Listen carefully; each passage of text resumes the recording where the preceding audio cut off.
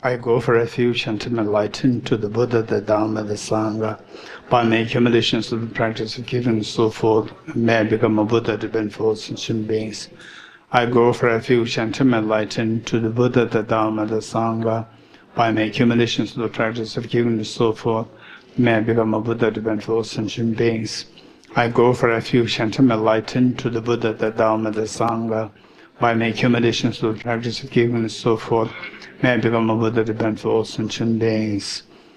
Sanje Joda Zoge Jonam La Chanjo Bado Dane Yapso Che Tage Jinzo Gebe Sonange Tola Penjre Sanje Nubara Esho Sanje Joda Zoge Jonam La Chanjo Bado Dane Yapso Che Tage Jinso Kebe Sonange Dola Penjre Sanje Nubara Esho Sanje Joda Zoge Jonamla Chanjo Bardo Dane Gyalso Che Tage Jinso Kebe Sonange Dola Penjre Sanje Nubara Esho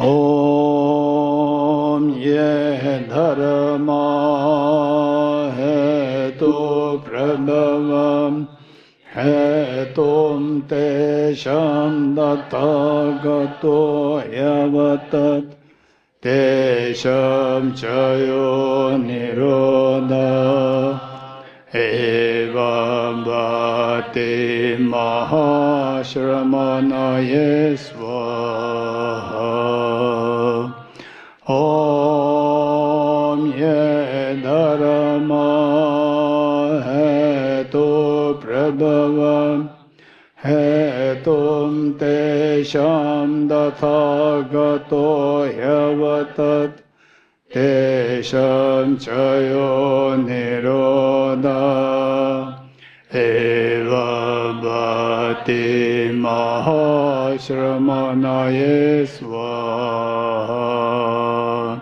Om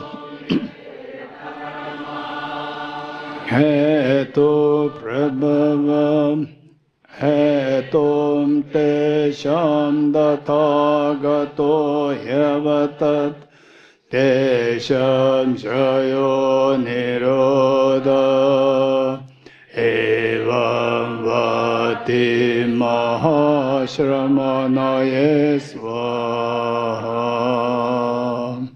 All phenomena arise from causes. The causes are taught by the Tathagata, the cessation causes as well as taught by the great seer.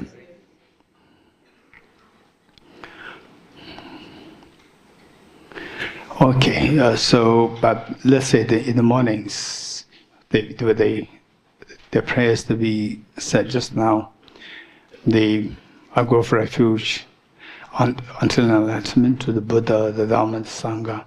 By my accumulation and practice of giving and so forth, may I become Buddha to benefit sentient beings. So, by reciting these verse, any verse that you recite, for example, the Ye Dharma mantra, wherever you go, you travel, and then you're on the aeroplane. From the aeroplane, you see the vast land just below you, within the preview of your eyes, and how many millions of people are there, how many millions of tiny insects are there, the spirits, non-human beings are there, how many millions, trillions are there. Just pray for them, Ye Dharma.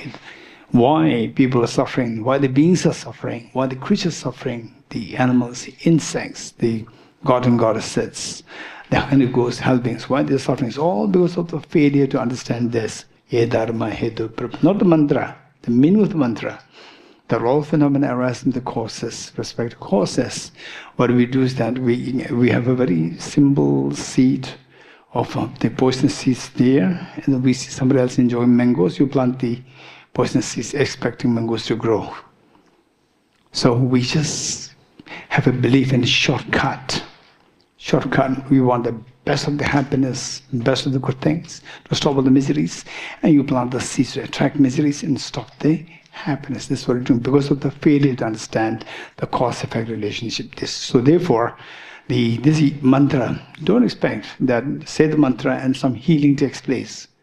Magical healing takes place. Don't expect that. The real magic is you understand that unless I study physics, I cannot expect to become a Nobel laureate in physics. You agree?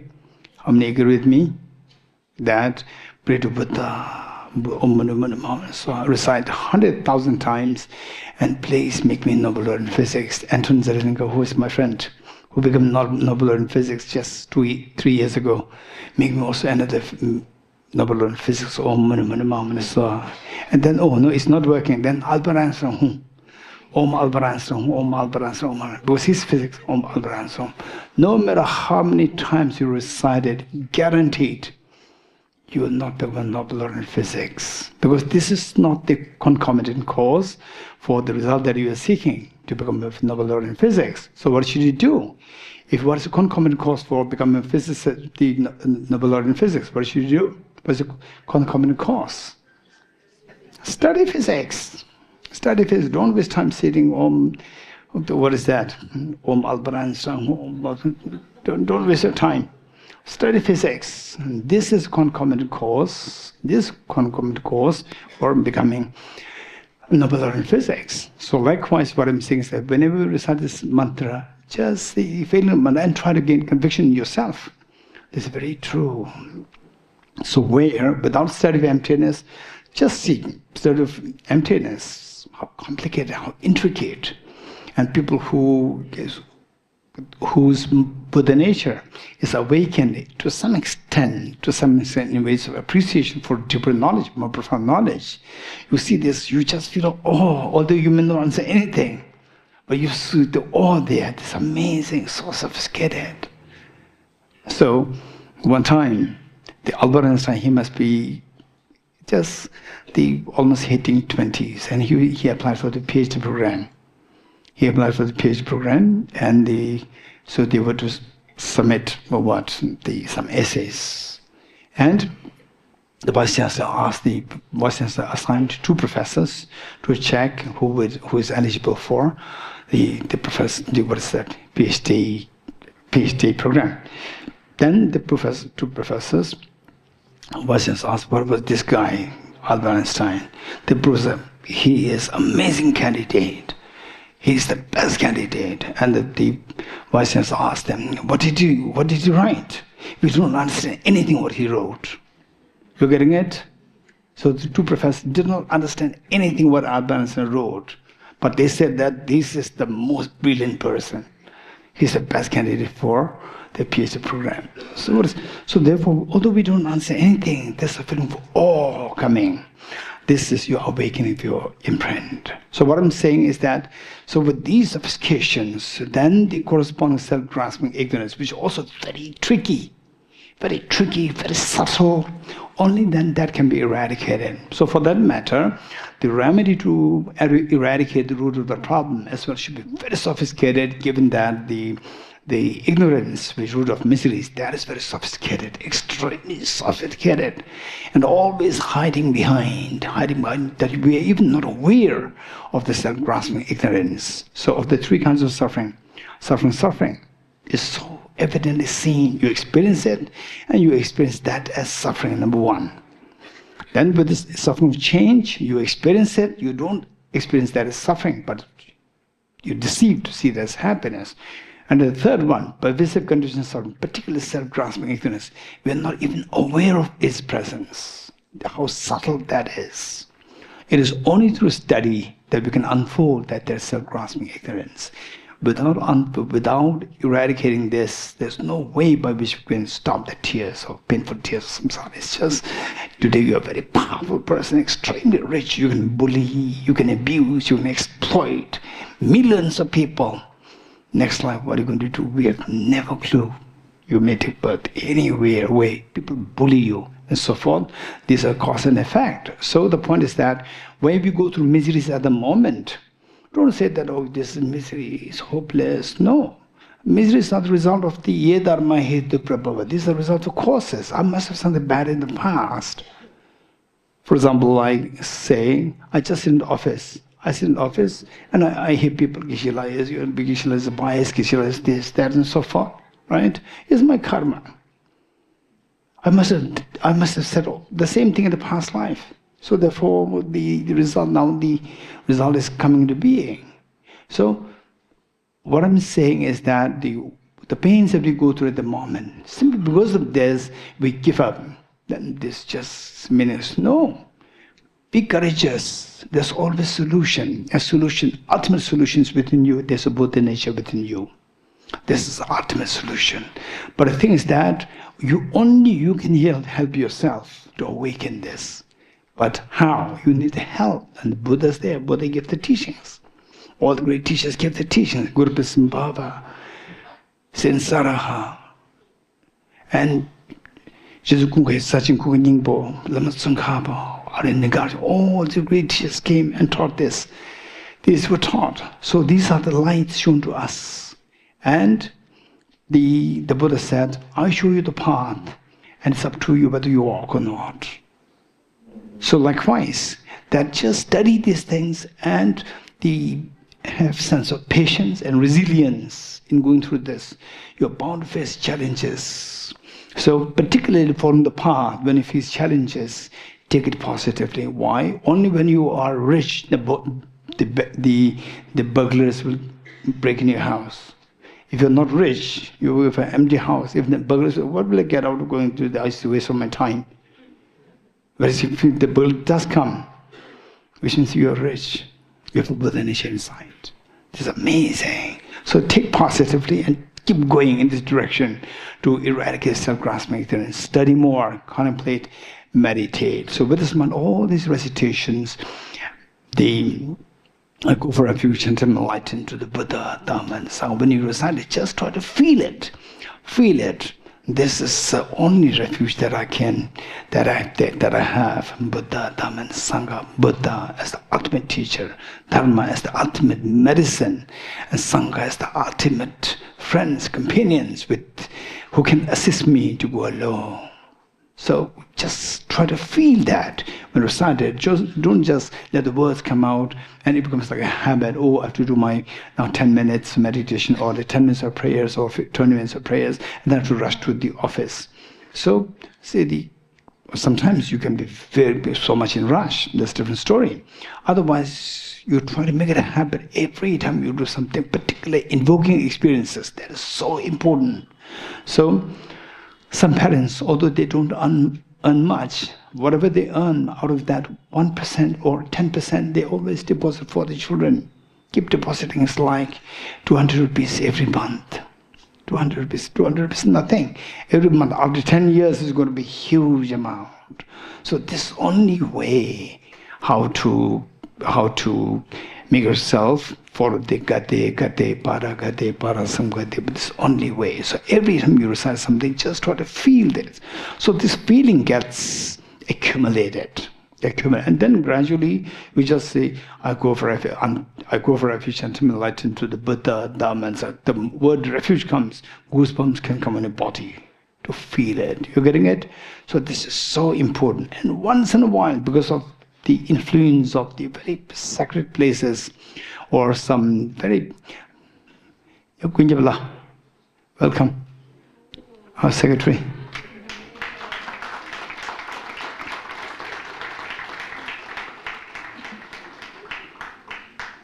Who is behind all these, communicating with Mana, Vijayana, Ajikasana, communicating with them. He is the architect from Tibet House, behind all what's happening here. So our organizers here and Tibet House, Kunjabla has been managing all these things. Thank you. Okay. So what I'm saying is that this is what it can do. This is what it can do. And once in a while, because of some very holy place, for example, like this monastery, His Holiness is here, by being in the presence of His Holiness. And then after a while, may not be directly, after a while, then you may start feeling some change within you. Or you go to a sacred place. For example, like the debate courtyard where the monks, they are debating on emptiness, bodhicitta, so forth. So meanwhile, it's activity within each one of these monks for all the generations of generations, accumulation, of enormous bodhicitta imprints and the wisdom emptiness imprints. So you go there and something you feel the change inside. Okay, so what are these? These are good or bad? Extremely good, but don't feel complacent. It is like lighthouse. You're a ship, a lighthouse, and light is hitting on you. Oh, there's a light there. Now there must be land. This light is not your light. This light is outside light. Outside light. To tell you, if you continue in this journey, there's a land there. There's a place where the source of light is there. So your source of light is inside you, Buddha nature. At the moment, what you're feeling is just your mirror, and the light from outside, it hits you and there's the reflection happening. So that way you take that not as, oh, I'm so blessed. Instead, okay, this is a blessing for me to continue the journey, get there. So with this, then I can, the land is there, the source of light is there. So this source of light is coming from blessings of the Buddhas, Bodhisattvas, and the sacredness of this place. Okay, so this, what I'm saying is that any verse that you recite or any practice you're doing, just try to invoke the experiences. Try your best. Try your best. And then meanwhile, when you go out, aeroplane, train, by car, taking a walk in the forest, whatever, just imagine trillions and trillions of creatures are there and just pray for them. Recite this mantra for them. Let them be awakened of Ye Dharma Hedu Prabhava. This mantra is so precious. Buddha taught this in the heaven.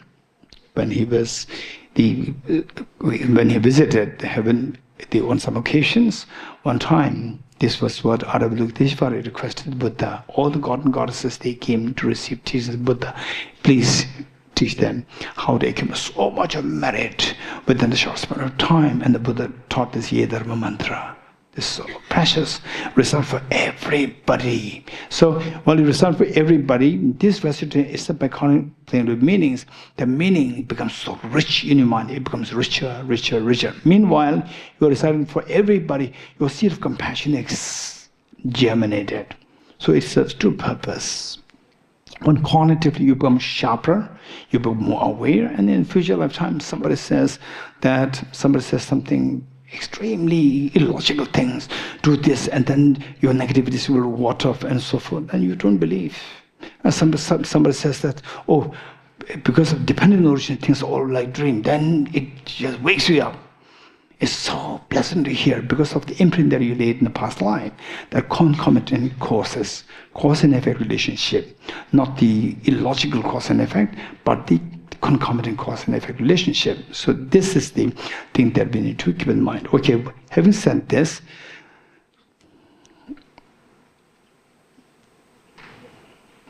where did we leave yesterday? Page number?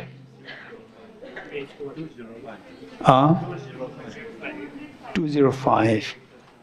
Okay, 205. I think it was some hold that. Okay, thank you.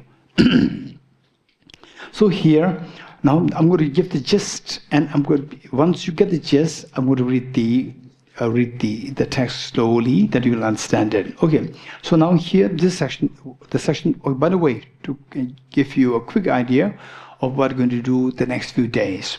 So now we don't have much time, and the earlier plan was that particularly for targeting the NDC 5, I was thinking of balancing the wisdom chapter with the compassion teaching. So for this mind training teaching is to be supplemented to this the wisdom chapter, but the duration and now the text that we're doing, considering all these things, the organizers and myself thought of continuing with this text, but the text after this chapter is going to be very technical. 4 chapters, which are very technical. This is chapter 17, 18, 19, 20, 21. 4 chapters, very technical. If I were to do this, cover the remaining chapters in any retreat somewhere else, so that will be exclusively for NMC 1 and 2. No exceptions. Because, not because that we are being cruel, but it's too technical. Even for me, reading this, just immediately the thoughts of the audience coming. How will I explain this to the audience? How will I explain this to the audience? So therefore, I may be, by giving exceptions, I may be doing greater disservice to you than be helping you. Because you come attend thinking that, oh, this is so, and then you see this, and then something happens inside. What happens? Unpleasant feeling happens. Because you see that it's just going overhead. Unpleasant happens, and pleasant feeling, you don't want it. So how to, suppose you don't want it, you want to discontinue. How to discontinue this? Discontinue the trigger of the unpleasant feeling. What is the trigger of the unpleasant feeling? Meeting with the sophisticated text. So you distance yourself.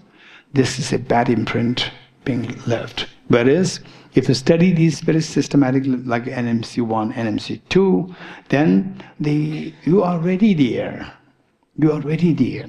You are ready. You are the. Oh, it's very complicated. I didn't really expect this much complication, but you'll not give up because your ground is laid. For those who are not with NMC1 and 2, then you read this. The ground is missing. Instantly, the earthquake will happen, and then it is great disservice. So therefore, for the remaining chapters, is exclusive for the NMC1 and NMC2. Okay, this is one thing. The next thing that I'd like to share with you is that so after this chapter, hopefully I've finished the chapter today, and then tomorrow we have another day. So tomorrow we'll jump to chapter 22, because the NDC students are also coming. NDC 5 people are coming. So therefore, for them to understand something, chapter 22 is easier and something very practical. So I will jump to chapter 22. Remaining chapters we'll do separately in another retreat. Okay. So with this in mind, now what is being said here, I'm going to give the gist of what we've been reading here. So some opponents are there who said that, who are easygoing people, who said that if something is existent, why do we have to prove it's already there? If it's non-existent, there's no need to prove it. there's no need to reject it. It's already rejected. Okay, how many said, no, I don't agree with you? Raise hands. I don't agree with this thought. You don't agree with this thought. If something is non-existent, no need to reject it. It's already rejected. Agree, not agree. Not agree. If something is existent, what should you prove it? No need to prove it. Because they say, if something is rejected, you cannot reject it. You know, something is existent, you cannot reject it. Something is non-existent, no need to reject it. It's already rejected. How many of you think that, oh, that makes some sense? Sense? That makes some sense. Okay. No, it doesn't make any sense. It doesn't make sense. This stupid thing. Okay. So this is what some strange people are there. And some can be very intelligent and very strange. If it's existent, you cannot reject it. No matter how much you do to reject, you cannot reject it. If it's non-existent, then no need to reject it. It's already rejected. You're getting it. So why you put a lot of effort studying, then dharma, coming there, retreat, PAP? Why? No need. If it's existent, you cannot reject it. No matter how many times retreats you come here, you cannot reject it if it exists. If it's non-existent, no need to reject it. It's already rejected. Min, what do you think? Min, what do you think? You disagree. Why? Mike. Okay, Min strongly disagrees.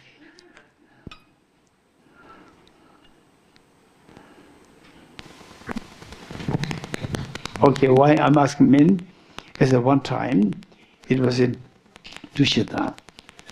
I was asking some very complicated questions. She gave the answers. Answers are so good. Answers so good, and I thought that she must be from NMC1. And later I asked her, and she said, no, I'm coming here for the first time, meeting you for the first time. I was impressed. Okay, good. Thank you. How? Geshe, I think because sometimes reason is needed to either establish or reject anything, we need to use reason. So let's say something which is non-existent, the reason is required to reject it. Why? It's already rejected. It doesn't exist. For example, if two people disagree, then reasons and words are needed to resolve that, I think. For example, say the intrinsic existence. You said that it doesn't exist. So therefore, why should you reject it? It's already rejected. I think for the sake of convincing and agreeing to a mutual agreement, then that is needed. Okay, somebody who believes in intrinsic reality, somebody who has a wrong perception of intrinsic existence, thinking that it exists, for them reason is required to reject in their mind, not outside. So you give the reasons and outside intrinsic reality disappears. It's not like that in the mind, somebody who is having ignorance. So for them, when you give the reasons, then the person will realize that it doesn't exist. So make the person realize what is non-existent as non-existent. So that way the ignorance is eradicated and the wisdom is dawned. With the wisdom, then the miseries will stop. That's the purpose. Thank you. So this is it. How many understood this reasons? Minimum 40%. Of course, you may think he's underestimating us. Right? I know in 90%, 100%. Good, let's read this. Some hold that to conduct, and then Lama Tsongkhapa was saying that the fact that you are trying to reject, saying that no need to reject, itself is you are using reasons. You're getting it?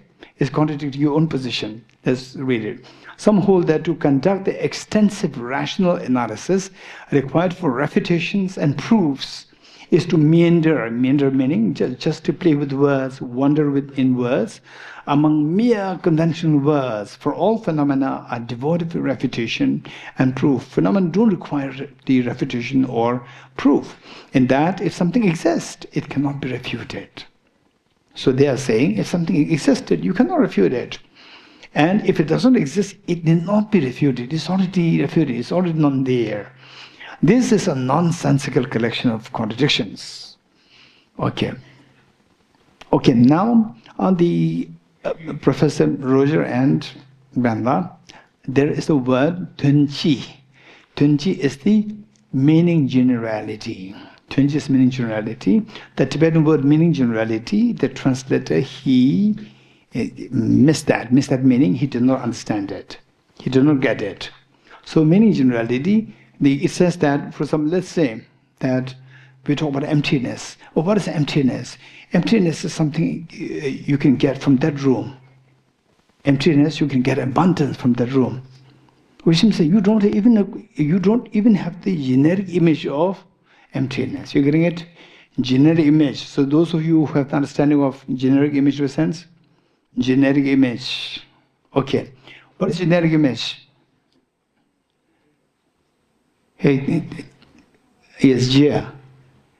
Jia. Raise hand.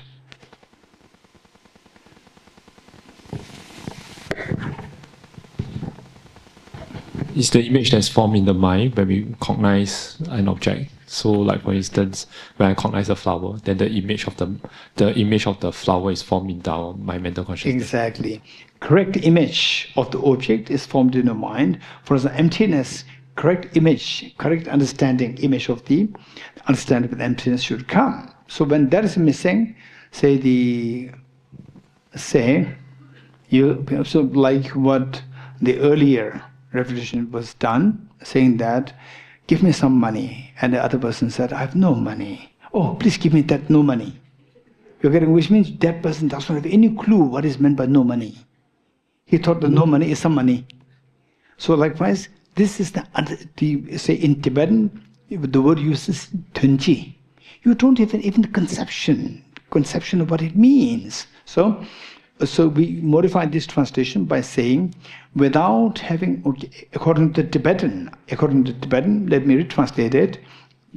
So, without having the generic image of, let me repeat it, without having the without having the generic image of, and then you just delete this, showing neither general awareness of, just delete this, showing neither the general awareness of, delete this, and then continue, without having the generic image of how reason and the path, how the reason and path establishes and negates things. Full stop.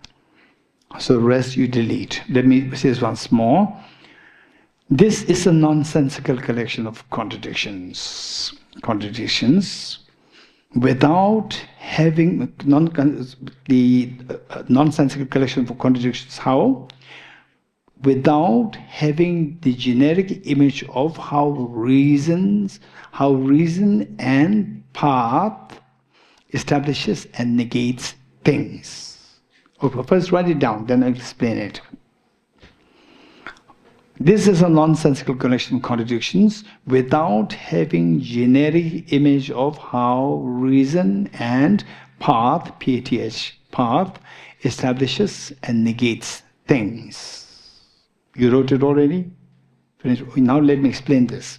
Say the reason, for example, somebody has self-grasping ignorance.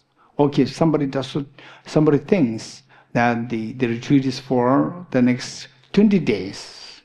No. There is only for the 10, 11 days, and by 19th, by 18th, we all finish. By the 18th, we finish. So therefore, it's not for 20 days. I see. When you say I see means, the person's mind is changing now. Cognitively, the person's mind is changing. Earlier, the person thought 20 days. Now it's only for 11 days. So the mind is, the earlier perception is established to be wrong. It's established wrong. Likewise, the path. The path meaning path of, let's say, path of seeing. With the path of seeing, what happens is that object negation in the form of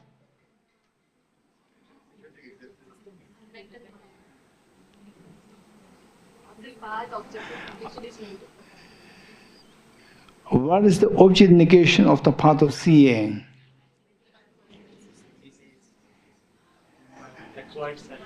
Acquired afflictions or acquired self-grasping ignorance.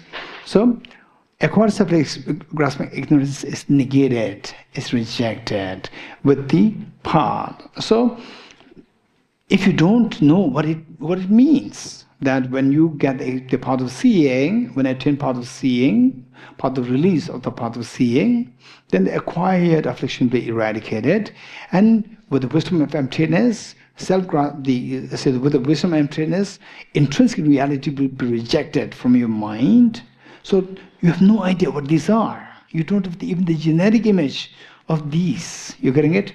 If you don't have the generic image of these, and then you try to say that if something exists, it doesn't. You cannot refute it. And something of non-existence, refutation is not required. So this problem is all because you don't know how the refutation works, how the reasons help to establish and negate things, and how the path establishes and negates things. Okay, so showing neither general awareness. This is, he was trying to turn chi. Turn chi is, the chi has many, in general, chi, it means general, but here it doesn't mean that. It means the generic image. Generic image. So, for example, let's say, okay, how many of you understand the Langchen? How many have the generic image of Langchen? The institution will raise hand. Okay, Langchen? Okay. Okay, yes, those who are learning Tibetan, they're very proud. Okay, so how many don't know what is Langchen? How many have, okay, this is my wrong question. The correct question is, how many don't have the generic image of Langchen? Okay, why don't you have the generic image of Langchen? Why do you have? Because I don't know what it means. So to know to have the generic image of the Langchen, something should come in your mind what Langchen is. I don't know what it is. So generic image, for that you have to understand what generic image is. But those who are new, what I would suggest is that in the group discussion, you try to ask, not during the group discussion, outside group discussion, you try to ask the senior one what is generic image. Okay, I cannot go one by one. So this is what it is. And now continue. And how the path established and negate things. For you claim that you, thus the opponent,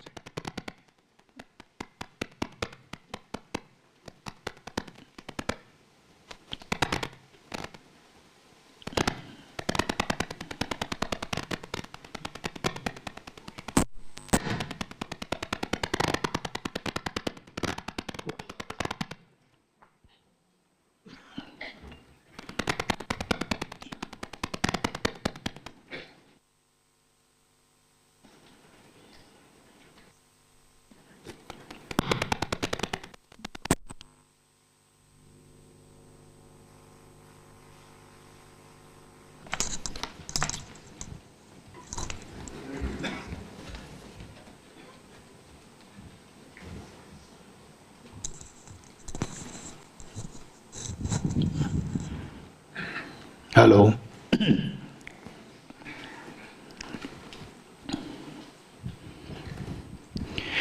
For you, the opponent, for you claim that refutation and proof should not be done, while you yourself are refuting your opponent's use of analysis. Say, for example, they say, I'm the one who is saying that no need to refute points, no need to refute, no need to establish, no need to prove anything. If something exists, you cannot refute it. Something does not exist, no need to refute it. It's already refuted, or it's already refuted. So I'm trying to prove something. You're getting it? To you. And what do you say? What are you doing? You're trying to refute my position. Saying that you cannot refute, you don't refute, and you are refuting my position. So it says, for you claim that refutation and proof should not be done, while you yourself are refuting your opponent's use of analysis that involves refutation and proof, citing as your reason. Reason, what? If something exists, it cannot be refuted, and if it does not exist, it need to be refuted. Furthermore, your stated reason is not an appropriate refutation of an opponent who holds that it is necessary to counter refutation and proof, because according to you, if something exists, it cannot be refuted, and if it does not exist, it cannot be refuted. Whereas Lama Tsongkhapa was saying that the Acharya Chandrakriti, Prasangika, we carry out refutations with excellent reasoning. So as to what? We carry the refutations. This is must. Why? As to stop the inaccurate and mistaken conceptions. Proof by reasoning is a technique for developing accurate and certain knowledge or definite knowledge. Therefore, those who wish to stop the various inaccurate awareness, like self-grasping ignorance, which brings all the tears, the fears. So just imagine, it's quite interesting. For me, it never occurred that the life, in your life, anything can happen, any bad things, the tragic incidents can happen. And where the ultimate solution, ultimate savior is the wisdom of emptiness. So I studied emptiness.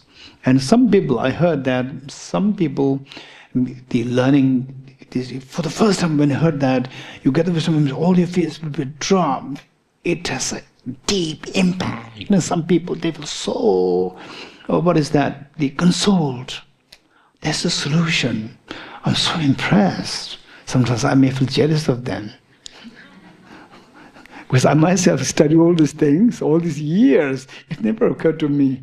I say that this is the solution, yet it did not really occur to me out of spontaneous experience. So through learning, I put effort, and then we get to go in that direction. But some people just be hearing this, wow, finally there's a hope. You know, this is amazing. It's so precious. So these are the indication of these people having connected with the Dharma in the past.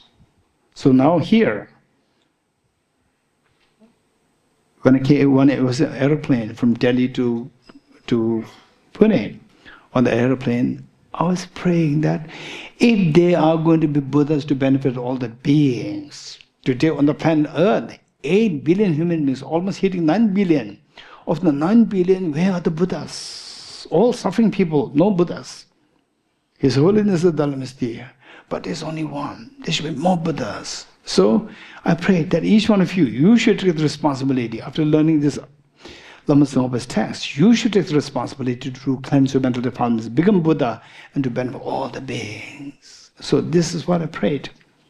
So each one of us, make the prayer that all this effort that you put in these studies to realize emptiness, to talk about bodhicitta, and try to practice compassion for others, pray that may I become Buddha for the benefit of sentient beings. People are suffering, everywhere suffering. Wars are happening, domestic violence is happening, exploitation is happening. In the workplace, some people have to suffer. Do all the works, and then finally they get a meager salary, and whereas the others not doing anything, and they take all the credits, and then they themselves, they again opening new chapters of miseries in the future. So this is how samsara is so painful, yet they all have the Buddha nature. It's not because that they are bad, it's because they are under the influence of the self-grasping, ignorant, self-centered attitude. These two demons are not their true nature. Their true nature is Buddha nature. So we need to help them. Like the way the mother, so mother seeing the children, one child is extremely intelligent, smart, compassionate, and the other one is so selfish and very dull. The mother's love will all be directed towards the selfish child, because that he's going to suffer in the life. The one who's very compassionate, very intelligent, he will shine in life. I don't really have to worry about this child, whereas this one needs help. So this is how we should practice compassion and the wisdom, and try to grow, continue to grow, and continue to expand your compassion. Grow in your intelligence, and grow in your knowledge, wisdom, and expand your compassion. Okay. The next paragraph. We carry out refutations with excellent reasoning so as to stop inaccurate and mistaken conceptions. Proof by reasoning is a technique for developing accurate and definite knowledge. Therefore, those who wish to stop the various inaccurate awarenesses and to develop the various accurate awarenesses should pursue the collection of arguments. And so arguments, it should be reasons. Collection of reasons in Tibetan is Risotu, the reasons by the teachers like Arya Nagarjuna, and should develop minds that have accurate and definite knowledge of refutation and proof. Question. Okay. And now the question is that also you are imagine that you are the one, following Lama Tsongkhapa, and I am the other person, the opponent. And then he asks the question, you are talking too much about building the wisdom to counteract the inaccurate misconceptions. What do you mean by these wrong minds or the inaccurate wisdoms to be fixed? What are these? Question. If as to say refutation by means of reasoning is done in order to develop accurate and certain definite knowledge by eradicating inaccurate coordinate processes. What are these inaccurate coordinate processes? Then reason will cancel out an object as it is apprehended by that kind, that by a certain, this here certain is some. This is some, not the definite. Some of the minds, some of the wrong minds. What is that wrong mind? Whose object needs to be eradicated, refuted by a mind. Okay, now you tell me, what's that mind? Huh? Hey, say you are following Lama Tsongkhapa saying that we need to depend on the reasons to establish the accurate thought processes to counteract the inaccurate thought processes. What are the inaccurate thought processes that you are talking about? What is that? Particularly self-grasping ignorance. Okay, good. You already got the answer. So shall I read or not read? You got the answer. Okay, let's read to fine-tune. to polish. Reply. So because our thoughts will be polished by Lama Tsongkhapa's thoughts. Reply. In general, there are limitless number of conceptual consciousnesses that apprehend the object of negation. There are limitless, innumerable minds which go wrong in their apprehension of the object, holding the apprehending object of negation. However, you should carefully identify the incorrect conceptual consciousness that is the root of all the faults. What is that? Self-grasping ignorance, root of all the faults and defects, and you should eradicate its referent object. What's the referent object of that mind?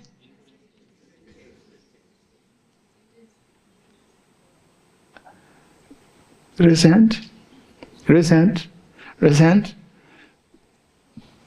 Too easy that nobody wants to resent. It's too easy. Okay, Sonal. Intrinsic existence. How many agree with Sonal resents? Okay, be compassionate. If you agree, resent. Don't be lazy. Okay. Then Chugila. Hey, Susuna. Chugila. You agree, not agree? You agree? Okay, I'm not asking what is that thing you agree with? I'm not asking you. Don't worry.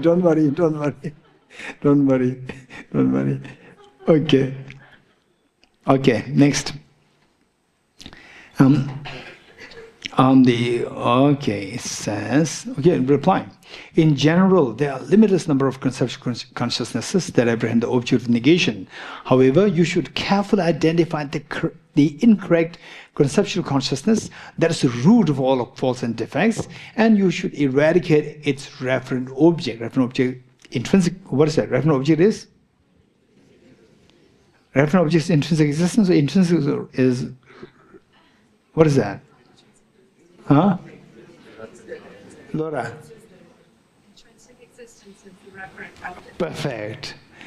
Okay, in English meaning is not just English. Almost like any language, if I'm not too presumptuous.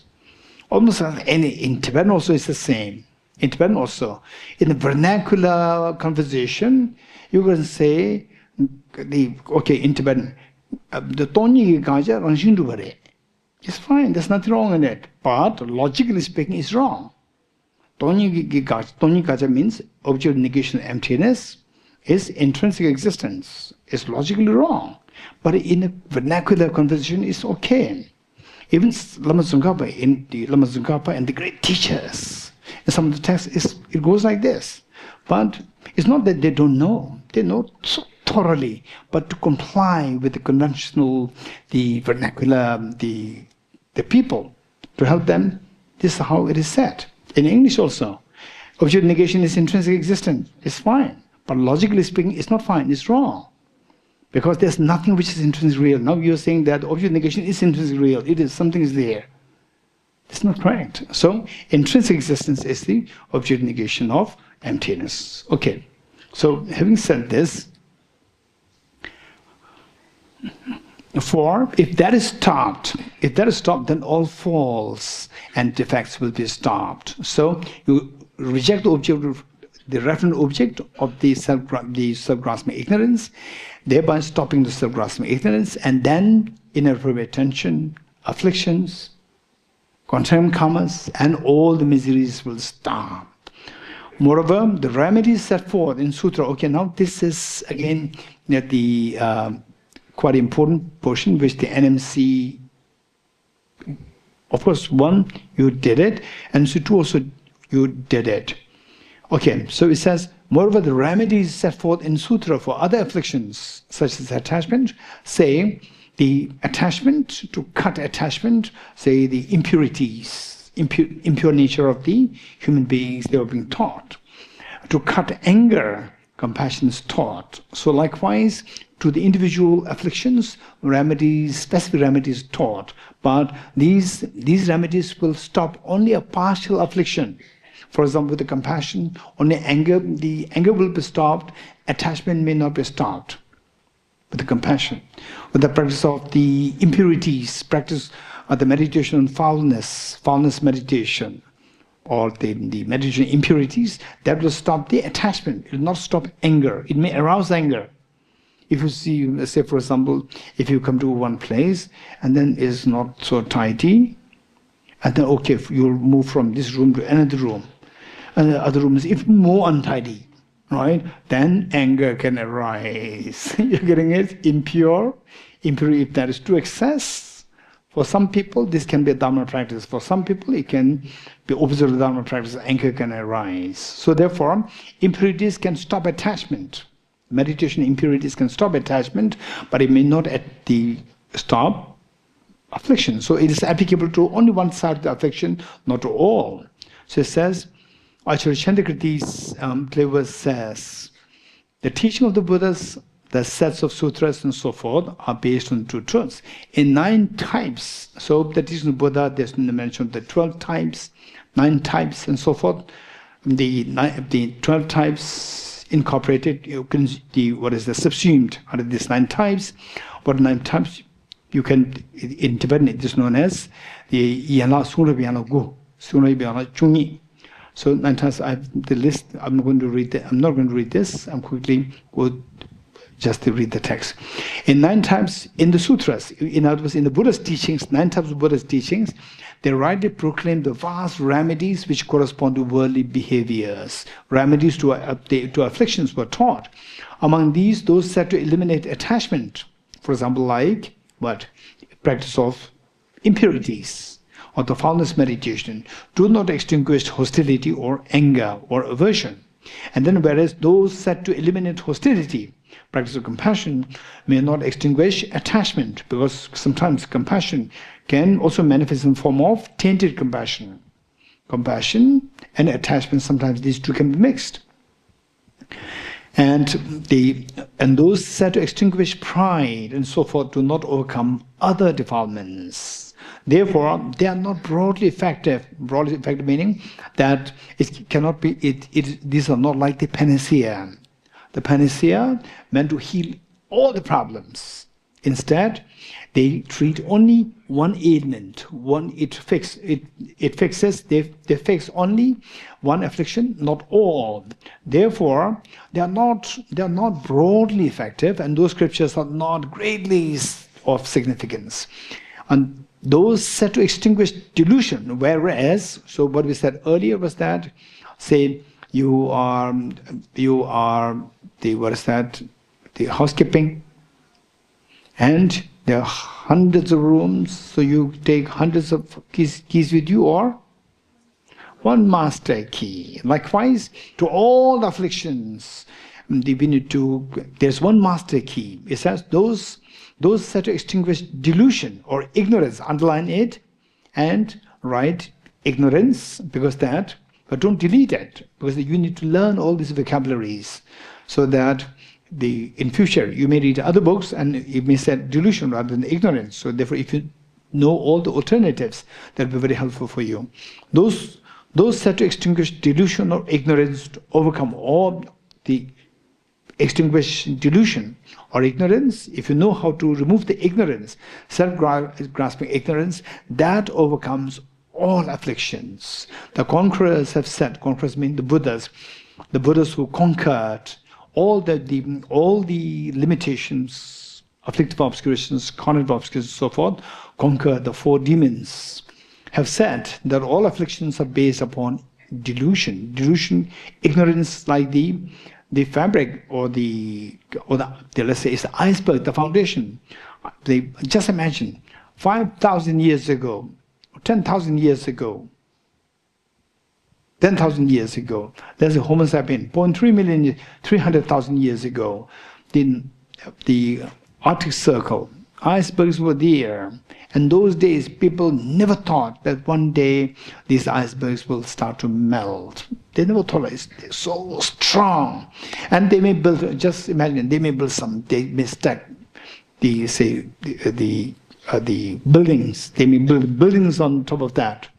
Buildings so high. The roof of, what is that? The story of inappropriate attention. Then the next story of, next story of afflictions. Then the next story of karmas. And then all the flowers, the miseries, tears. Then 5,000 years to 300,000 years later, global warming started to happen. Then the iceberg starts to melt. When the iceberg melts, all what is stacked on top of that will crumble down. So therefore, the moment you melt, what helps to melt the iceberg, that is the remedy to all what is stacked on top of this. So therefore, the remedy to ignorance is the remedy to all the other afflictions. So therefore, those said to extinguish ignorance, delusion, that overcomes all afflictions. The conquerors have said that all afflictions are based upon delusion or ignorance. So delusion or ignorance is like the foundation, is the ground upon which all the other afflictions stacked up. What is this delusion like? What is this ignorance? Well, now I'm going to just quickly read this, you know this. It is ignorance, which in this context is an awareness that mistakenly superimposes intrinsic nature. It apprehends internal and external phenomena as existing by way of their own intrinsic character. Acharya Chandrakriti's commentary on the 400th stanza says, it is said that one becomes attached to things by the power of an afflictive misunderstanding, a consciousness that superimposes an essence or intrinsicality to things, and that one stops cyclic existence by totally stopping that ignorance, which serves as a seed for the process of cyclic existence, in order to indicate this, the 400th stanza, the 400th says. The seed of worldly existence is a consciousness. So, say this can be thought of in two ways. One is consciousness in general, consciousness misconceiving things as intrinsically real, then starting all the problems, or the consciousness in the form of the third of the 12 links. The ignorance, the karma, and the consciousness. But here is more with the consciousness in general, misconceiving the reality, manifesting in the form of ignorance. The seed of worldly existence is a consciousness. Objects are a sphere of activity. So the consciousness, why it becomes wrong, why it becomes accurate or inaccurate, is determined by how it interacts with the object.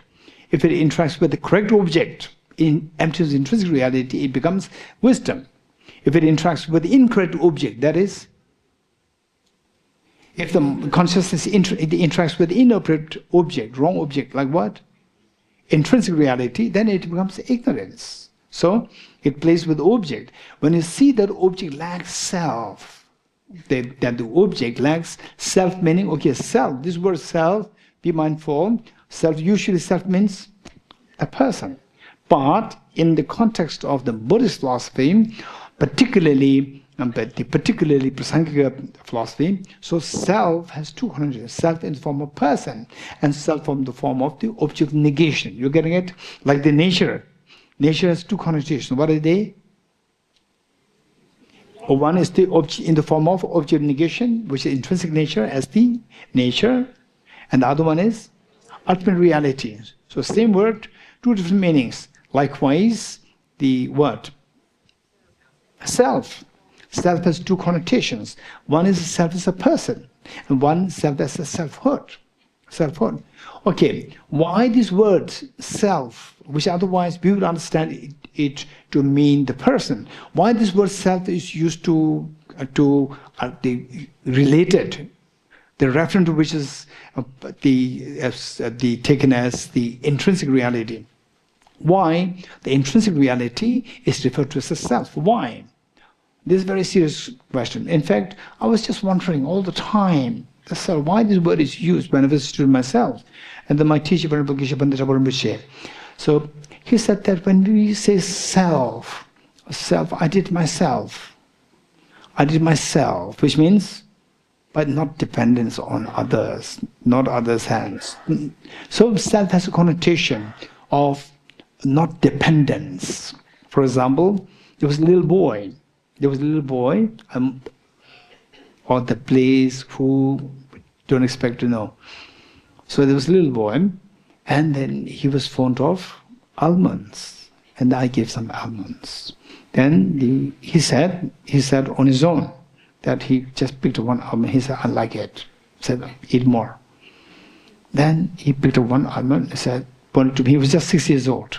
He pointed at me and said that this almond inside is white. Inside is white. Outside is brown. And he said, inside is white. And I want to check which wisdom he has. What are 3 wisdoms? Wisdom derived through learning, wisdom derived through reflection, wisdom derived through meditation. What's the first wisdom? It's a borrowed knowledge. Second wisdom, your own knowledge, your own knowledge, not borrowed. What's the third wisdom? Very fast wisdom, very spontaneous, effective, fluent wisdom to counteract the emotions, afflictions. So I was checking. I wanted to check what kind of wisdom he has when he said inside is white. Then I said, no, look, it's brown. He said, no, outside is brown, inside is white.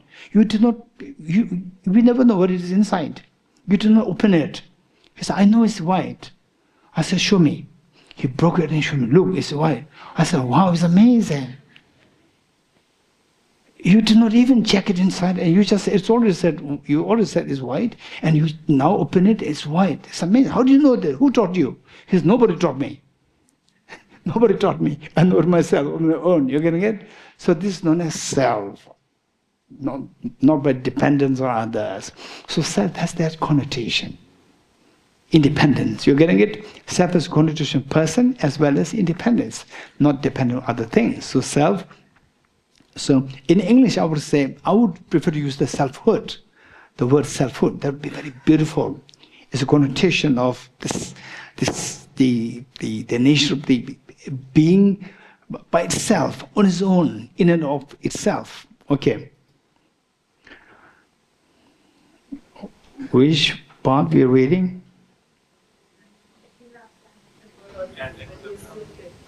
For this, the seed. Okay. Yes. In order to indicate this, the father says, the seed of worldly existence is consciousness. Objects are the sphere of activity. When I see that object lacks self, when I see that the object of the consciousness, object of the mind, lacks intrinsic self, intrinsic nature. Intrinsic nature is not a person. Intrinsic nature, lacks selfhood. Lacks selfhood. You negate the seed of world existence. You negate the seed of what is seed of the world existence. The consciousness which views things as intrinsic real, that is negated. Hence, Bodhisattva Arideva holds that by seeing objects as lacking intrinsic nature, you totally stop the seed of cyclic existence, the consciousness that causes attachment. This stops cyclic existence for Shravakas, Vedic Buddhas, and the Bodhisattvas who attain the forbearance with regard to the teaching of non-production. Okay, this whole line, Bodhisattvas who have attained forbearance with regard to the teaching of non-production. This is a technical term. This is not just to be understood by superficial reading. It's a technical term. We need to know this. What it means is that, so this, here, this young scholars, they are all who already studied Madhyamaka, the middle way philosophy, so therefore it's fit for them. Otherwise, younger scholars meaning those below the 7th year or 8th year, so they will not really agree with what is written here. So it says that Shravakas and Pratik Buddhas who attained nirvana. So who are those who attain nirvana? Who already eradicated self-grasping ignorance. Okay, so likewise, the bodhisattvas, when there is the 8th bhumi, they attain nirvana, arhatship. They attain nirvana, 8th bhumi. So that is according to Prasangika. In lower schools, it's not the same, it's different. You're getting it? And particularly, say, the young scholars. You meet with young scholars, they will say that you're wrong. You're getting, who taught you? And don't mention my name. Right? Okay, don't also say this. Lama Tsongkhapa said it, and there was Lama Tsongkhapa was wrong. They're very audacious. Okay, so the technical term is that when you attain arhatship, when you attain nirvana, what happens is that you have attained forbearance. Forbearance meaning the ability not to be affected, ability to remain firm. Firm in what sense? With regard to the teaching of non-production. Okay, so in fact, it is not really teaching. So this is also addition by the translator.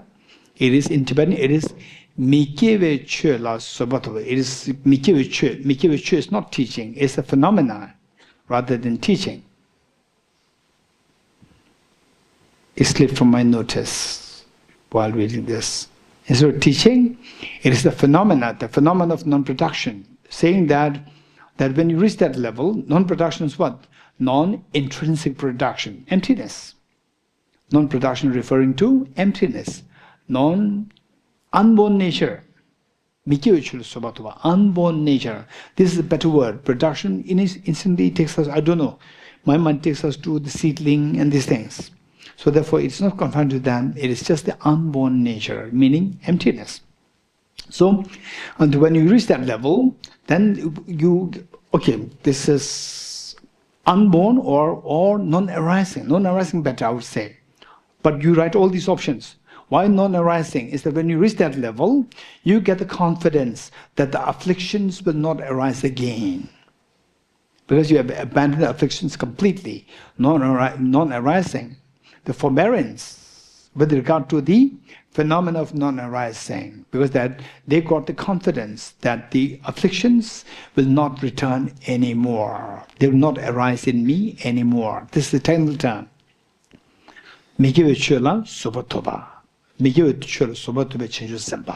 Okay, so but the lower schools, they will not talk about this for the bodhisattvas. So this happens only when you become a Buddha or somebody who is a Shravaka Predic Buddha and gave up the path after attaining Nirvana, then join the Bodhisattva path. These are exceptions. Otherwise, directly from the minor path, you will attain this experience only when you reach the Buddhahood according to lower schools. But this is according to Prasangika. Next. And this is also called the conception true existence. This meaning ignorance, the delusion. This delusion is also called the conception, the true existence. For Bodhisattva Arideva's founded Sess. Just this is a very important part. For the NMC 1 and 2, this is revision, and for others, this is a very important concept. So, for example, let's say we have the 5 senses. We have the 5 senses. Okay. So what is the difference between the I sense consciousness and I sense organ? Okay, let's say I sense organ, I sense consciousness, ear sense organ, ear sense consciousness, nose, tongue, then body. What is the difference between the body sense organ and body sense consciousness? What's the difference? Anyone? Okay, Shaoli. Shaoli, raise hand over there. Oh, today Manvi is more active. Geshe, according to my understanding, body sense organs are composite things, and body consciousness are consciousness which is able to impute a certain mental the doorway to give rise to the mental consciousness. Right. Thank you. Anyone else? What's the between both the body sense organ and body sense consciousness? Okay, Dr. Doreen.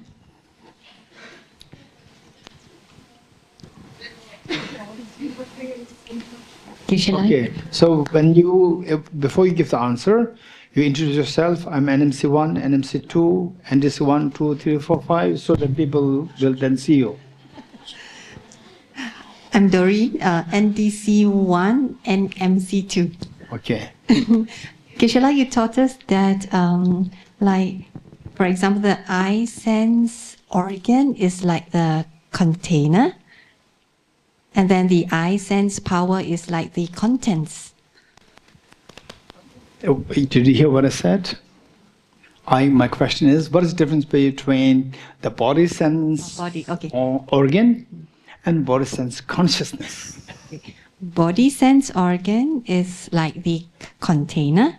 The body sense consciousness is like the contents. So it's the organ, the thing that gives you the ability to have that consciousness. Very good. Okay. Dizing sila. Ben dizing sila.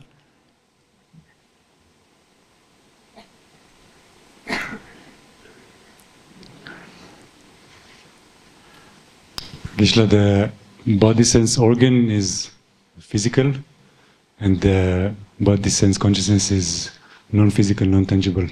Body sense power?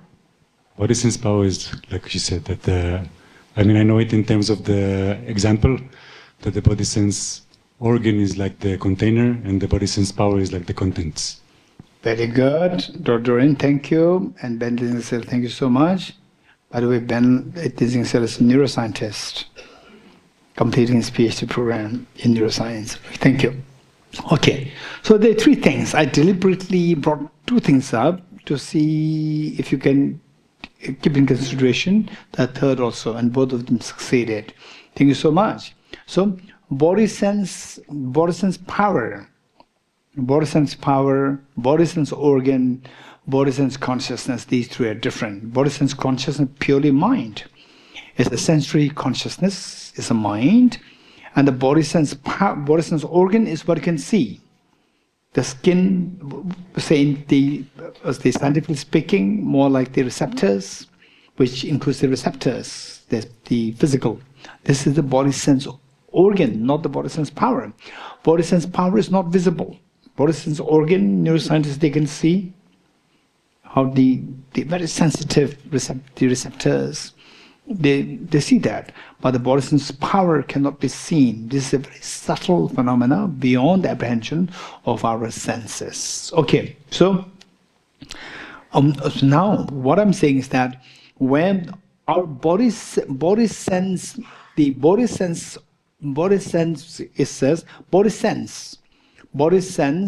power, it spreads all across the body. It spreads all across body, and then one part here where there also the body sense there. Body sense power is there. So where the body sense power is there, there's also the eye sense power. Here where the body sense power is there, there's also the ear sense power, the nose sense power, the tongue sense power.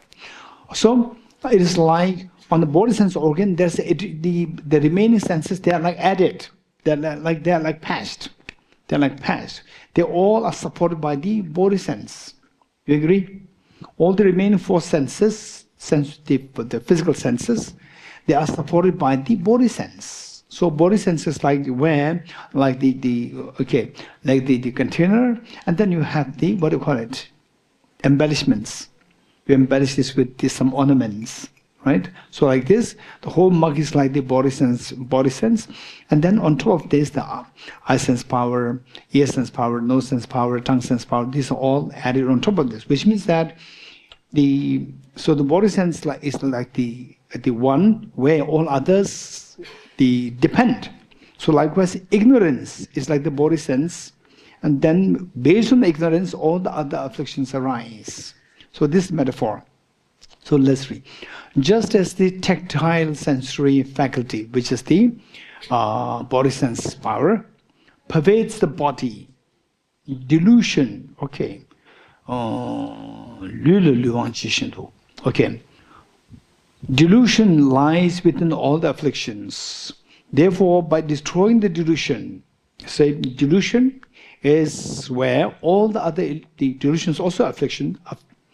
Delusion, ignorance and ignorance as the ground, and all the afflictions are stacked on this.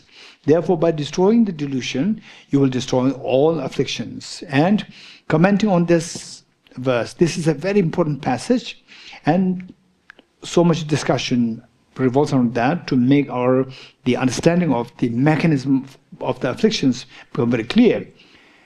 Acharya Chandrakirti's commentary on the 400th stanza says, because confusion, or now another word is added, delusion, ignorance, confusion, they all mean the same. In Tibetan, it's timuk. Timuk, then delusion, it translates as the mongba, and the ignorance, marikpa, they're all the same. delusion, confusion, ignorance.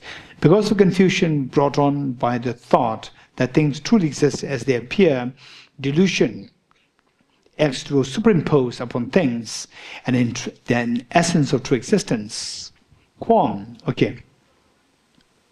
Now the qualm is, okay, I'm going to give a quick overview of what this qualm is to make things quicker for us. Is that the qualm raises that thus far Acharya Chandrakirti is reinstating that self-grasping ignorance, this is the root of the miseries, this is the root of the afflictions. You agree? Thus far. Now the opponent is saying is that, but the Acharya Chandrakirti in some other section, in some other places, he taught that the view of perishable collection, is the root of suffering, root of miseries. How can there be two different roots? Means root is one. How can there be two different roots? On the one hand, you are saying self-grasping ignorance. Ignorance doing things intrinsically real. On the other hand, a view of perishable collection. That is also said to be the root of miseries. So how can there be two roots? Okay, before that, what does it mean by self-grasping ignorance? I know that some of you are confused. What is meant by self-grasping ignorance? Anyone who wants to explain what is self-grasping ignorance? Very quick. What is self-grasping ignorance? Self-grasping ignorance. Okay, Tushar, raise hand.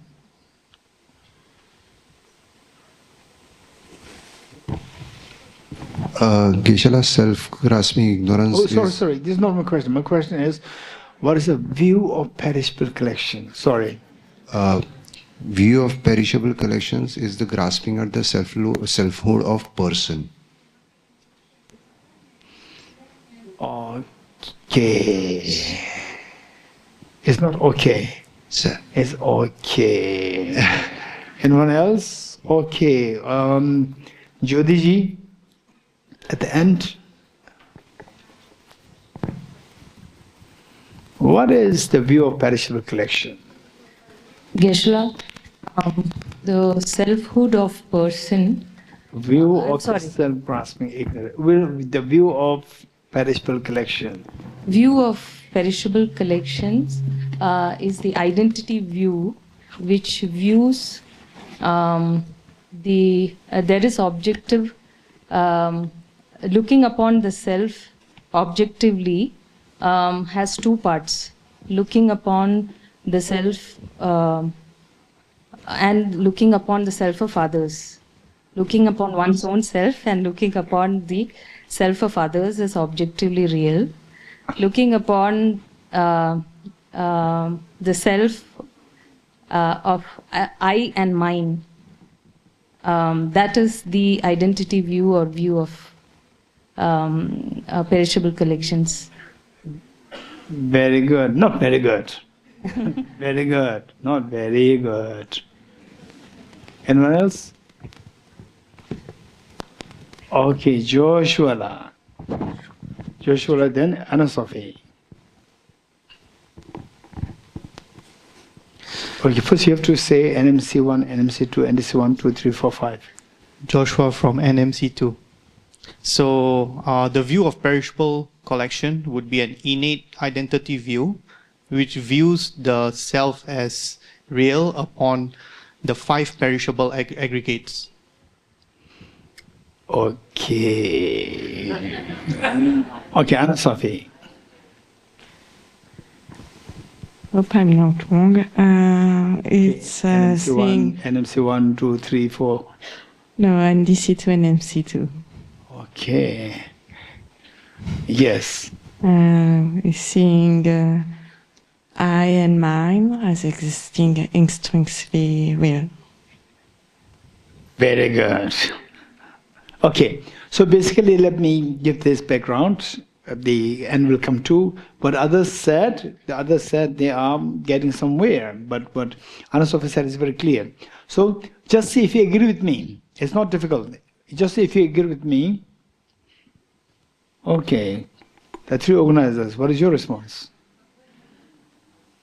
What is the view of perishable collection? Three organizers. Okay, first Vijayla. Is grasping at the self of the person with respect to I and mine. The grasping of self of the person with respect to I and mine. Okay, Manla.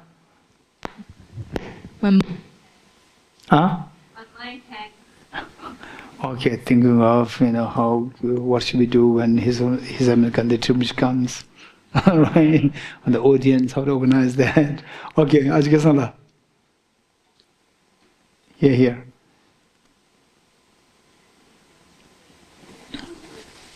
It's a grasping at the collection of I and mine as intrinsically existent.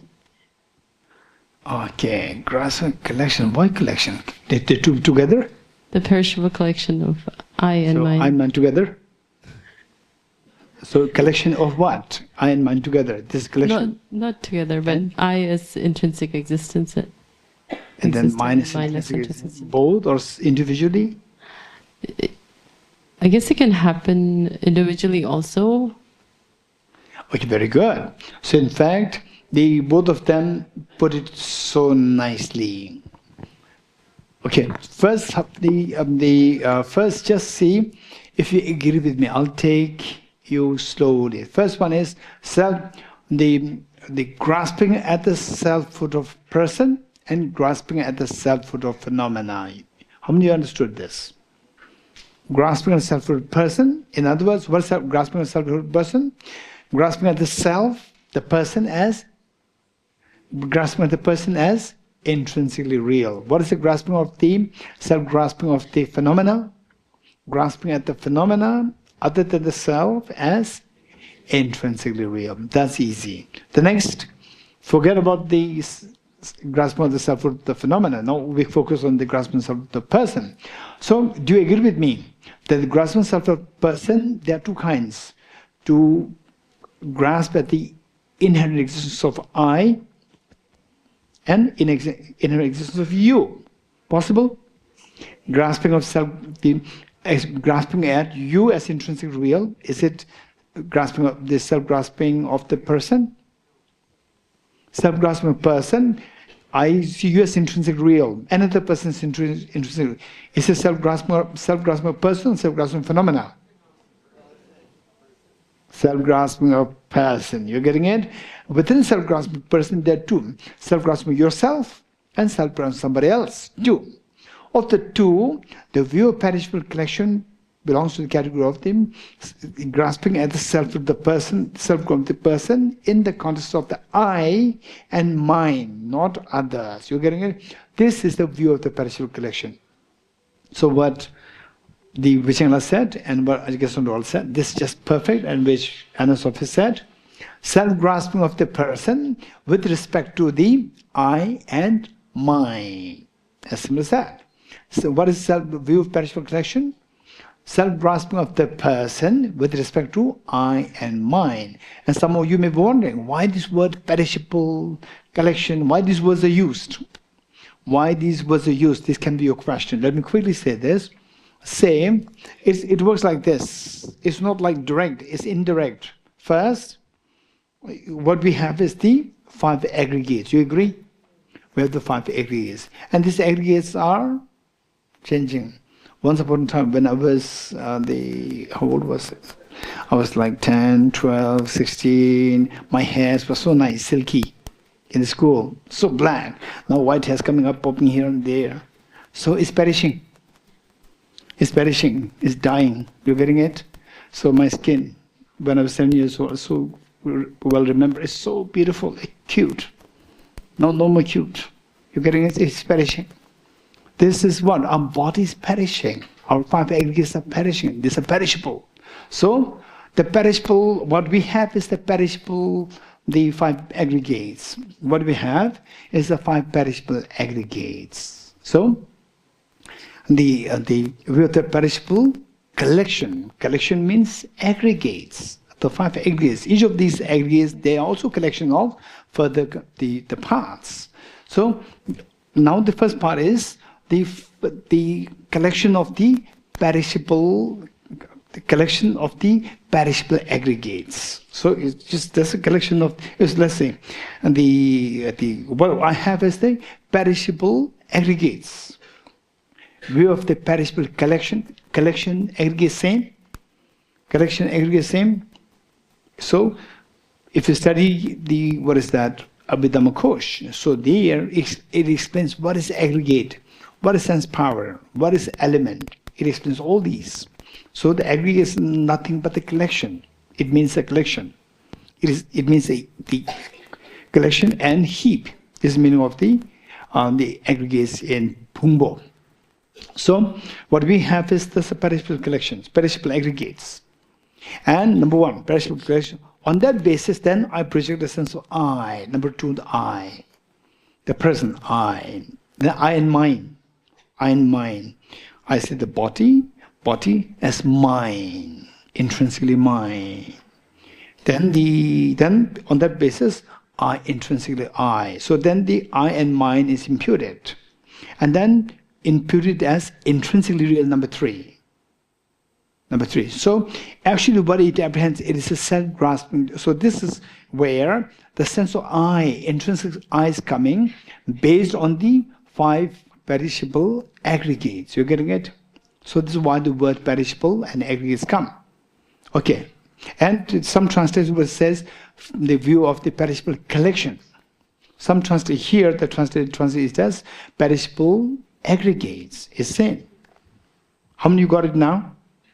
Good. So in other words, what we are saying is that self-grasping of the person in the context of the I and mine becomes the view of perishable collection. So the view of perishable collection is self-grasping of the person. Yes, no. It's a subset of self-grasping person, not. Yes. So therefore, it is self-grasping of the person. So therefore, there's no two roots. It's the same root. It's the same root. For example, we say that, oh, this science center is built up by the Drepung Loseling monks. Is correct, not correct? Correct. This center is built by human beings. Correct, not correct? Oh, there are two people who built this. Who built it? Now I'm confused. Human beings or the Drepung Loseling monks? There's no contradiction. Drepung monks, they are the subset of human beings. So likewise, the view of perishable collection is subset of self-grasping of the person. There's no two roots. It's just one. Okay. So how many understood this reasons? If you understand this, it's easy. I'll read it. Quam. If, as you say, ignorance is the root of cyclic existence, then it would be incorrect for Acharya Chandrakirti to explain in the commentary on the middle way and in the clear words that the view of the perishing aggregates, perishable is fine, perishable aggregates as I and mine is the root of cyclic existence. So, for they cannot be two primary or two root causes of cyclic existence. This is the quam. Now the reply. In the section on the person of medium capacity, the Lamrim, this is the Lamrim 3 volumes in English, it is in the first volume is split into 2, meant for small scope person and the meant for the middle scope person. And second volume is dedicated on bodhicitta, and third volume is dedicated on with focus on the last perfections, serenity, or the common body, and the vipassana, or the special insight. Okay, so therefore here, replying in the section on the person of medium capacity, I've already explained what other masters meaning the masters who follow the other schools like Chittamatra or Svatana Madhyamaka and so forth. So their presentation already said. Now here, it says, I have already explained what other masters say about how to assert ignorance and the view of perishing aggregates. Therefore here I will explain the assertions of the Master Acharya Chandrakirti. Other Madhyamakas, Svatana Madhyamakas, considered conceptual. Okay, this is very important points have been discussed here. When MC1 and MC2, these are revision for you. Other Savatthana Madhyamakas consider the conception of things as truly existent. Truly existent. What's the difference between true existence and intrinsic existence? What's the difference between true existence and intrinsic existence? Aditi? No difference, same. Are you sure? Okay, very precise, thank you. For Prasangika, there's no difference. And then where's it, who said there's a difference? Low schools like?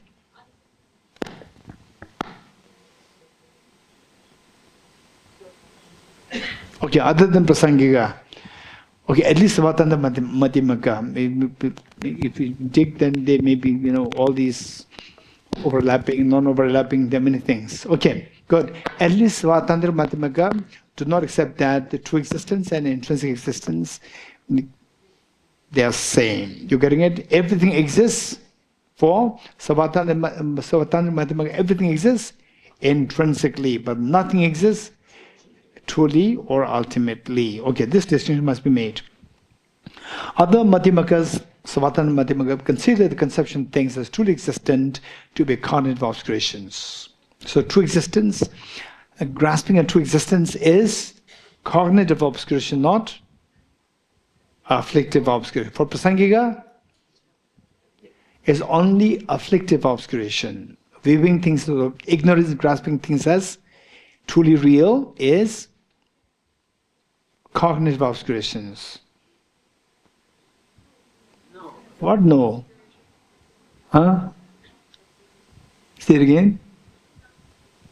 Okay, grasping a true existence is not cognitive obscurations. It is afflictive obscurations. Very good. Thank you for confidence. Okay. Therefore, here I'll explain the assertions of Master Chandrakirti. Other Madhyamakas consider the conception of things as truly existent to be cognitive obscuration. He, Acharya Chandrakirti, asserts that such conception is ignorance. Now, for Acharya Chandrakirti, this ignorance is afflictive obscurations, not cognitive obscurations. How? Because he asserts that such conception. So here the translator used the word conception all the time. The better and more forceful word would be grasping, because in Tibetan it is the Zimba. And Zimba has to go in Zimba. Conception is I would say yes, on the surface it is Zimba, but then what it means is like very strong Zimba. So that is grasping is such a grasping is ignorance, and what is more, he says that it is afflictive ignorance, not cognitive. For, as cited above, his commentary on the 400 stanzas explains that the conception or the grasping of true existence, okay, wherever there's conception, try to, so what I said, only change, not change every conception, explain that the grasping of true existence is afflictive. Also, his explanation of the middle way commentary says, because this causes living beings or sentient beings to be confused in their view of the actual state of things. Actual state of things as empty of intrinsic reality, but they view that as intrinsic real. Therefore, it is delusion or ignorance, and ignorance mistakenly superimposes upon things an essence or intrinsic reality they do not have. It is constituted so as to block perception, the block perception of their nature. So that perception, seeing things as intrinsic real, block the perception of the reality, which is empty intrinsic reality. It is therefore a concealer. Also, and thus conventional truths are posited through the force of the afflictive ignorance, which is included within the factors of cyclic existence. Thus, because he explains that it is the first of the 12 links of this ignorance, viewing things as truly real or truly existent, is the first of the 12 factors of dependent arising, 12 links of dependent arising. What is that? What's the first one? Ignorance. It is the affliction and not a cognitive obscuration. Because it's the affliction because that it makes you to suffer the suffering, sickness, aging, and death. Cognitive obscuration will not do that job. This will be explained below. Therefore, he explains that the ignorance, which is the first of the 12 factors, is the root of cyclic existence. Okay, how many of you understand this? That's quite easy. Okay, root of cyclic existence, and within that he also explains that the view of the perishing aggregates is the root of cyclic existence. Now the how it is resolved. These are 2 lines here. Since ignorance is the general category, and the view of the perishing aggregates is an instance, it's a subset. It's a subset of the ignorance. Therefore, there is no contradiction. Okay, how many understood this? Good. Ignorance is the opposite of knowledge. Okay, this I'll finish this. This paragraph will stop here. Ignorance is the opposite of knowledge, and this does not refer to just any knowledge, but the wisdom that knows the reality, that is selflessness. Okay, ignorance is the opposite of knowledge. Ignorance, there are so many kinds, but the ignorance that we are talking about here is the ignorance as the first of the 12 links. That ignorance is, which ignorance? Ignorance which misconceives things as autonomous substantial real? No. But it is? Shabila. Ignorance which misconceives things as intrinsically real. So that is ignorance. So therefore the wisdom to counter that should be not any wisdom, but the wisdom which realizes the emptiness of intrinsic reality. Oh, now this important part which we need to know is that wisdom that knows or that realizes the reality, that is selflessness. Now, opposite of that opposite of that cannot simply be the non-existence of that wisdom. Okay, so opposite of the wisdom. So ignorance, they should be the opposite of that wisdom. So what do you mean by opposite of wisdom? Opposite of wisdom in the text. In the text, there are 3 forms of opposites taught. One is the opposite as non-existence. Number 1, opposite as non-existence. Number 2, opposite as otherness, or as other, opposite as just other, or opposite as otherness. Then number 3, the opposite as direct contradiction, or directly contradictory. Number 1, opposite as non-existence. Number 2, opposite as otherness. Number 3, opposite as directly contradictory. 3. So for example, say ignorance or the wisdom, and the opposite is absence of wisdom. Absence of wisdom is just this is not the opposite of wisdom. This is not opposite of wisdom. What's the opposite? That is just the opposite in the form of the absence. It's just the absence. This is not the opposition that we are talking about. Opposite of wisdom, say a chair, a table, house. It's just another object. It's not wisdom, but it's not the opposition that we are talking about. Now the third one, say the opposite of wisdom, self-grasping ignorance. That is the opposite with the wisdom, because these two are directly in the opposition with respect to the object of apprehension. Two are the wisdom and the ignorance, self-grasping ignorance. These two are directly opposite with respect to the object of apprehension. So this is the opposite that we are talking about. So ignorance, the wisdom, the direct opposition is the ignorance which views things as intrinsically real. So this is what we are talking about. Okay, there are 3 of them. Okay, the opposite of that wisdom cannot simply be the non-existence. Number 1, non-existence, opposite in form non-existence. Meba Mutuncho. Then no, in Tibetan, Meba Mutuncho. Then number 2, no, can it simply be something other than that wisdom? Other than wisdom. The Shemba Mutuncho. Number 2, Shemba Mutuncho. That is the what is that? Opposite of otherness. Then number 3, therefore it is the conception, it is the grasping, that is that wisdom's contradictory equivalent, or the opposite in terms of direct being contradictory, or contradictory equivalent. Okay, this is the translator's choice. That's very good. Wisdom's quantitative equivalent. What is that? The ignorance which views things as intrinsically real, directly in opposition to how the wisdom views things as empty of intrinsic reality. So how many understood this presents? Good. This is there are three kinds of the Mithuncha. Mithuncha is more like the counterpart. Instead of opposite, but the translate it as the opposite. It can be more like the counterpart. Counterpart, there can be three forms of counterpart, and we are referring to the third one. This is a superimposition of self. So that the third one is the one which superimposes the selfhood. Instead of self, selfhood. It superimposes selfhood. There are two types. There are two types. Okay, this is very important with the translation. There are two types. The superimposition of an objective self. Okay, just change this. Instead of objective self, and the objective self, change it to selfhood of phenomena. Selfhood of some vocabularies must be maintained uniformly. Otherwise, it can be greatly difficult for the readers. So, objective self. Earlier, the translator translated as the selfhood of phenomena. He did translate it. So use the same thing here.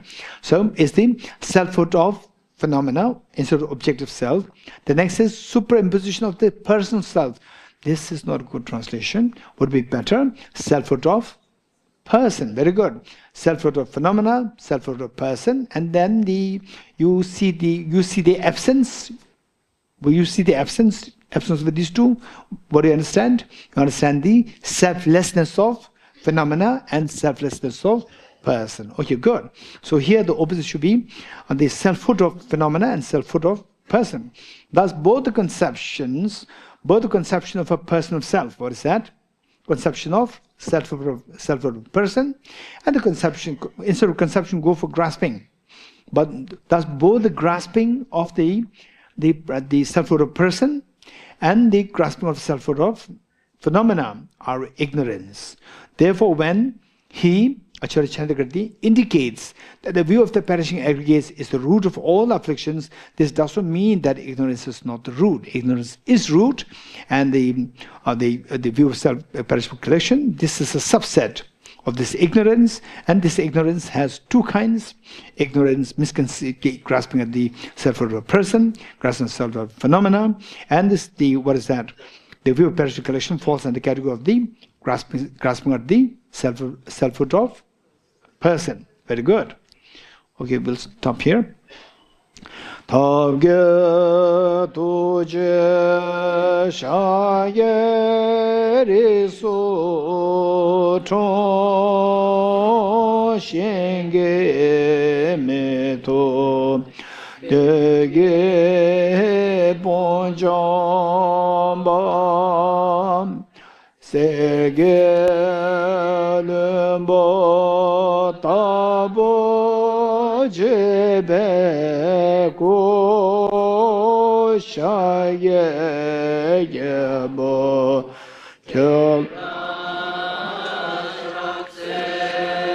lo mone Mahamona Yeswaha Om Mune Mahamona Yeswaha Om Mune Mahamona Yeswaha Om Mune Mahamona